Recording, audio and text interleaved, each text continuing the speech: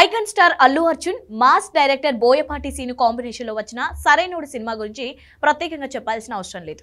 ఈ సినిమాలో young beauty Rakul Preet Singh heroine గా నటించింది. ఎన్నో అంచనాల మధ్య విడుదలైన ఈ చిత్రం ఆశించిన స్థాయిలో ఫలితం రాలేదు.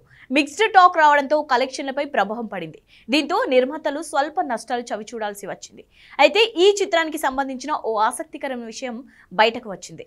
సినిమా విడుదలకు ముందు ప్రమోషన్ లో అల్లు అర్జున్ ఓ మీడియా ఛానల్ తో మాట్లాడిన వీడియోను ఫ్యాన్స్ వైరల్ చేస్తున్నారు. సినిమాలోని తెలుసా తెలుసా ప్రేమించానని అనే పాటను ఇండియాలో ఇప్పటివరకు ఏ చిత్రం షూటింగ్ చేయని ప్రాంతాల్లో చేశారట.